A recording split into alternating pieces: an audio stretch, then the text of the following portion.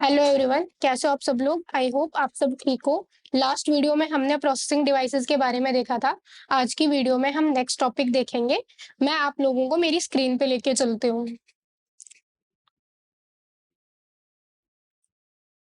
ये last video में हमने प्रोसेसिंग डिवाइसेस के बारे में देखा था। हमने इसमें सीपीयू पढ़ा था, देन इसमें हमने मदरबोर्ड के बारे में पढ़ा था, इसके जो मेजर कंपोनेंट्स है वो पढ़े थे।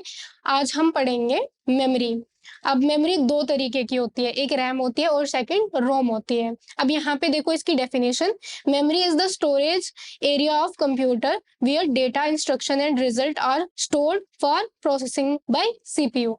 अब इसमें क्या होता है कि लाइक हम कुछ भी आउटपुट देते हैं कंप्यूटर को, तो जो हम लिखते हैं या हमारी जो भी फाइल्स है वो सेव होती हैं मेमोरी में। देन अगर हम यहाँ पे देखें, memory is mainly divided into primary memory and secondary memory.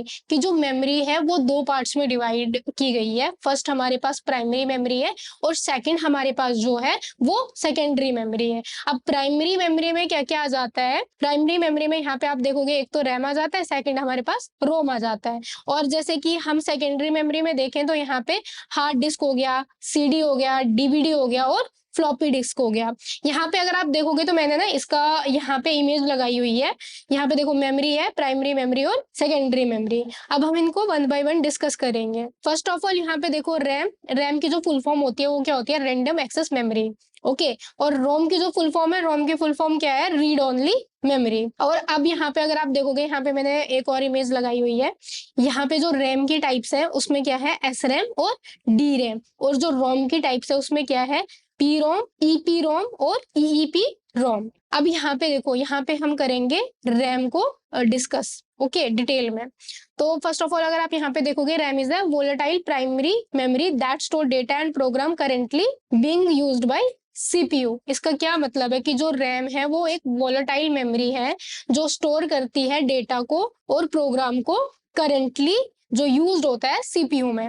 Then अगर इसके की पॉइंट्स देखोगे जो एग्जाम के पॉइंट ऑफ व्यू से लाइक इम्पोर्टेंट है, वो क्या क्या है। एक तो वोलेटाइल मेमोरी हो गई, डेटा लॉस के चांसेस हैं क्योंकि ये सिर्फ टेम्परेरी स्टोर करती है। जैसे अगर हम कुछ लिख रहे होते हैं, सपोज अगर हमने एक्सेल पे कुछ लिखा हुआ है, तो अगर हमने फाइल सेव नहीं की है और अगर हम डायरेक्टली कंप्यूटर बंद कर देते हैं तो वो फाइल ही उड़ जाती है, हमें उसको पहले सेव करना होता है। तो जो रैम है वो बस टेम्परेरी लाइक डेटा को सेव करके रखती है। उसके बाद अगर आप देखोगे यहाँ पे फास्ट एक्सेस स्पीड, इसकी जो स्पीड होती है वो फास्ट होती है as compare to ROM. Directly accessible by CPU, ये डायरेक्टली एक्सेसिबल होती है सीपीयू से। यूज ड्यूरिंग प्रोग्राम एग्जीक्यूशन, जब प्रोग्राम एग्जीक्यूट होता है तो तब इसका यूज होता है। अब यहाँ पे देखो यूजेस। यूज में क्या है इसका, running application, temporary storage of data. एक तो रनिंग एप्लीकेशन है, सेकंड इसका क्या है कि टेम्परेरी स्टोरेज है डेटा की, मतलब टेम्परेरी स्टोर करती है डेटा को। ये यहाँ पे आप देख सकते हो, मैंने इसकी इमेज भी लगाई हुई है रैम की। रैम इस तरीके की दिखती है। नेक्स्ट इसकी टाइप्स है। अगर आप यहाँ पे इसकी टाइप्स देखोगे तो एक है एस रैम एंड दूसरी है D RAM. Both S RAM and D RAM are type of RAM primary memory used in computer. कि जो एस रैम है और डी रैम है ये दोनों टाइप्स हैं रैम की जो यूज होते हैं कंप्यूटर में। अगर हम एस रैम की बात करें तो एस रैम की फुल फॉर्म क्या होती है, इसकी फुल फॉर्म है स्टैटिक रैंडम एक्सेस मेमोरी। अब इसका वर्क क्या है, SRAM is a type of RAM that does not need to refresh to retain data.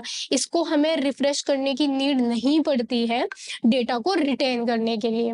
अब अगर इसके कुछ की पॉइंट्स देखोगे तो की पॉइंट्स, स्टैटिक मेमोरी है ये, नो रिफ्रेश रिक्वायर्ड, इसमें कोई रिफ्रेश करने की रिक्वायर्ड नहीं रहती है। वेरी फास्ट, बहुत फास्ट होती है। मोर एक्सपेंसिव, बहुत ज्यादा एक्सपेंसिव है। लो स्टोरेज कैपेसिटी, इसमें जो स्टोरेज होती है वो लो रहती है।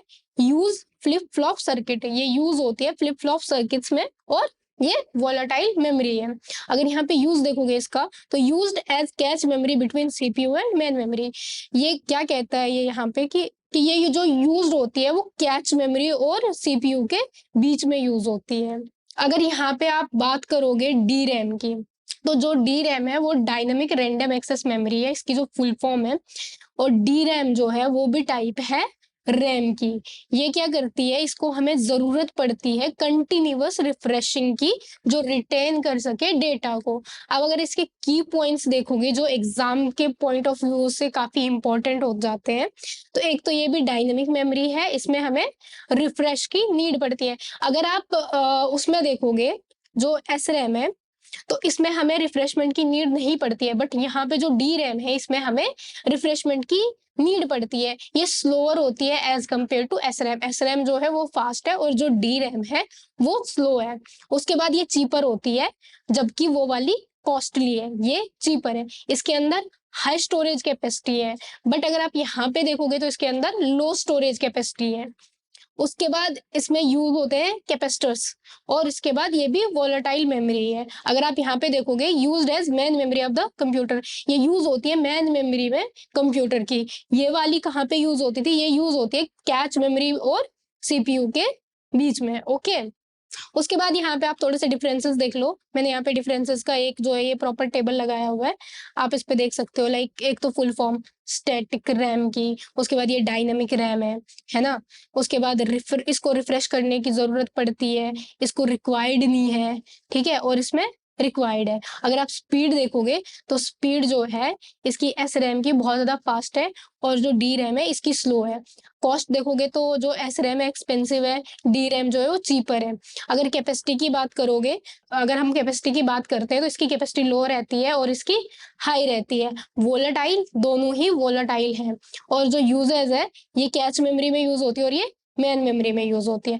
फुल फॉर्म तो मैंने आपको पहले ही बता दिया है, एस रैम की स्टैटिक रैंडम एक्सेस मेमोरी और डी रैम की डायनेमिक रैंडम एक्सेस मेमोरी। तो ये इनके बीच में कुछ डिफरेंसेस हैं। तो आज की वीडियो हम यहीं तक रखते हैं। अगर आपको वीडियो अच्छी लगी हो तो वीडियो को लाइक कर दो, अपने फ्रेंड्स के साथ शेयर कर दो और चैनल को सब्सक्राइब कर लो। तब तक के लिए बाय बाय, टेक केयर। मैं आपसे मिलती हूँ नेक्स्ट वीडियो।